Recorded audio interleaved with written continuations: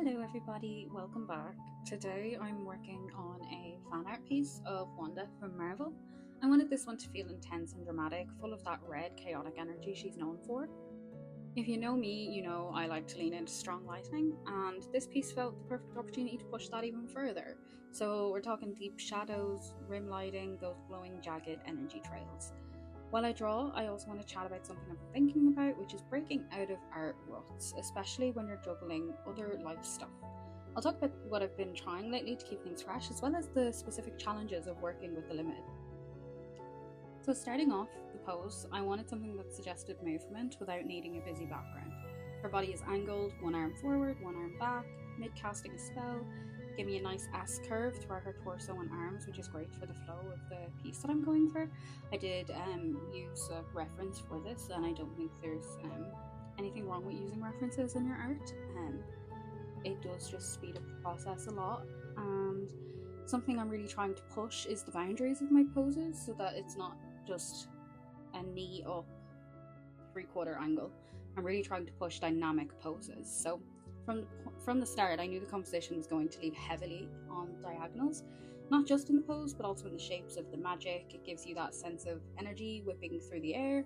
So at this stage, I'm keeping things pretty simple, just doing in a very light sketch. I was taking inspiration from her rival's design for her face, and for her outfit, I was really outfit and magic. I was really leaning into the comic book style of her magic.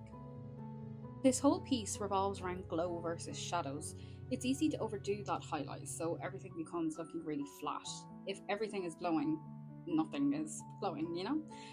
I wanted the light to feel like it was actually bouncing off her skin and her suit as well. So for Wanda's magic, I stuck with sharp lighting, and instead of soft, foggy stuff that you see in the MCU movies, that meant I could use really crisp edges where the red cuts into the dark, which makes it feel maybe a little bit more dangerous and definitely more reminiscent of the comic book style of her magic.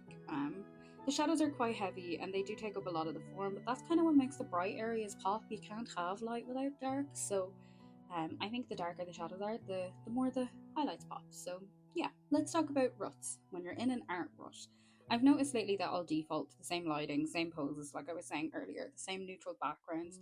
It's comfortable, it's something I know I'm good at, but it also means I'm not growing as much as I could be. It means I'm doing the same thing over and over again when I know I can do better. So with this, I wanted to commit to a really strong light source. I wanted to have a secondary light source as well. You're not seeing that right now, but you will. I wanted to use quite a restricted palette. I knew I wanted mostly red.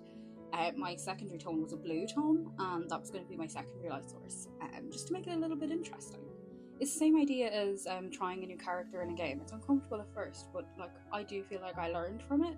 I really enjoyed the way I drew this piece. I think the pose and it feels really dynamic. I enjoyed the lighting. I'm working with her silhouette right here and not doing any colors at all. So once the base shading is done, I move on to her magic second. So I layered with really bright reds and white just for the white, like the lightest section of the magic. Helps give it depth. I don't want that white to be everywhere. I literally just want your eyes to focus on the magic around her wrists. The jagged shapes are also key here. They kind of help with the composition. Everything is in a diagonal shape across the canvas, and I really wanted to keep that. And here you can see me working with the silhouette because her hair was getting lost in her arm. I want to be able to see her arm and her hair. So this is what I'm talking about with the silhouettes and the jagged edges. Like you want the composition to feel cohesive, but you don't want to lose any of those elements. Those really important elements that are there too. I'm kind of yapping at this point, but you'll see me now go back to drawing her magic, and you're going to see the comic book inspiration here with the circles and the pointed tips on it. For the composition, I found this important too, because if you put too many of those in, your eyes are going to be drawn all over the canvas, but you want your eye to go. As an artist, I want to tell the viewer where I want them to look, and I wanted the viewer to look at her hands and then up to her face. So that's the line of this artwork. So I was conscious of that as well while I was drawing this, that those circles draw you up the canvas. You're not going to see me move on to the rendering here for another few minutes, so I'm just going to have a little chat with you guys and fill you in. For me, pieces like this are where I can be creative and I can have fun with art. There's no deadline, it's not graded, it's just for me, it's not a commission. Like, I have no obligations to complete this, and that's what makes it fun. And I think those pieces feed back into my other work and make it better. So for me, this is my personal art. If you do art for school or work, it's you need to find time for your own art as well, just to enjoy it again. So that's some things that help me make time for that is kind of treating it like an appointment. Like, I like to know every day I want to draw today, or if I'm going to watch a movie, I'll draw during the movie. And you don't have to do 2 hours of drawing. You can draw for a little bit, watch your movie, come back to drawing. And if it takes multiple sessions to finish a drawing, like, so what? Like, I generally take 3 or 4 sit downs to finish a drawing. And there's nothing wrong with that. Art is supposed to be fun, but you can definitely get lost in constantly trying to do art that you're going to post online, or it's being graded, so it's for college, so it's not your own art that you enjoy. So as an artist, I do think it's really important to find time for that. So yeah, maybe I should do a video on that. I wanted to try something a little bit different with my rendering, and I actually made a new brush, and this brush is set to multiply. So that means every time I draw with this brush, it's acting like I have the layer on multiply, even though I don't.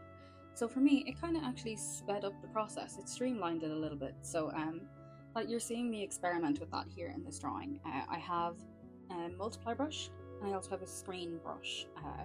So that's kind of what you're seeing me do here, is figuring out how to use this brush to get my values down without, it feels like I'm still sketching. It doesn't feel as set in stone because I'm not changing the layer type. So for me, it really sped things up. I can teach you how to do this. I don't have it available in my brush pack right now. If you're wondering, I do have 2 brush packs available. They are listed in the description below on my Gumroad, and they're more just like sketchy brushes. I have a couple of different brushes in that. I use some of them in this drawing actually, but yeah, if you're interested in a video about like how I make my brushes on Procreate, because most of the brushes I use are ones that I've made myself, I'll definitely be up for doing that. Here you can see me using the screen brush that I made.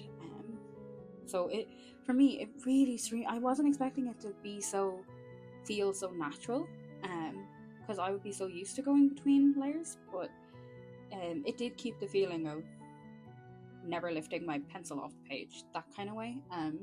So I would recommend having a nosy with the Procreate brush engine, because there's so many cool things you can do, and this is just one of them. I'm going to let the video play for a minute or two, and then I will jump back in with you guys for a chat.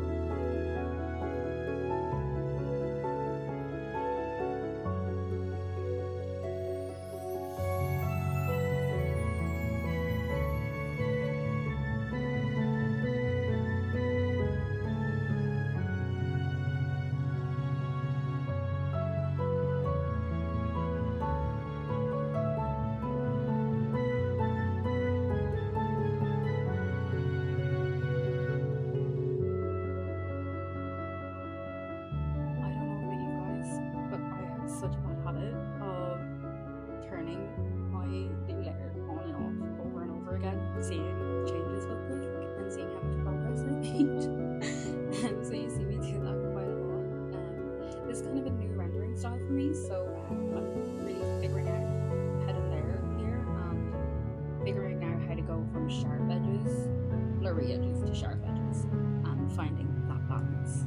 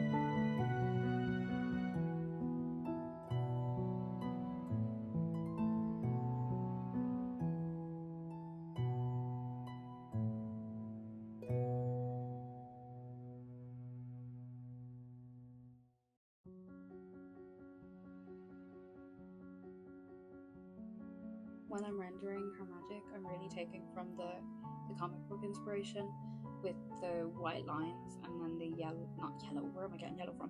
The red on the outside of it. So I really pushed that here, and this is where I decided I wanted to put a bit of blue in it when you saw that cyan colour. So that's when I decided I kind of wanted a blue secondary light, and that does get incorporated into it. When I'm doing her magic, I'm keeping in mind where that light is going to be bouncing from. So it's going to bounce onto her suit, probably going to be on her skin a little bit, it's going to go up to her face, and this really just adds interest to the drawing. And I was using other artists' reference, and you see I usually use freeform to do my collages. I think I've done a video on how I make my collages and my reference images. Some of the artists in here, Sunflower, I don't really know how to say her name, she's one of my faves at the minute, Evergreen Queen, LotusBubble, they're just some of the artists that I can think of off the top of my head that I'm using as like a reference for certain things. Specifically with this, I was going for like the Arcane Marvel Rivals comic booky type face, because I'm getting really sick of the way I draw faces. It feels like they all have the same face syndrome, so I was really trying to fight that. And I find the lighting has a big part to play in that. I just default to the same lighting scheme, and it ends up giving them all the same face, because it's like, oh, if there's a really strong light on her chin, it's going to be the same light, but like if you have a different shaped chin, the light is going to look different. So I really need to work on my face shapes and getting them to not just be Disney cutie same face girls. I had a script written, but I had no idea this video was so long, so you're kind of just listening to me up at this point. You can see me, this is why I'm going it's annoying me so much, like I'm noticing now that I'm doing it, and it's really annoying me. So now what am I doing? Oh yeah, I'm adding the bounce light from the magic. I think pretty soon I'm going to be adding in the blue light as well.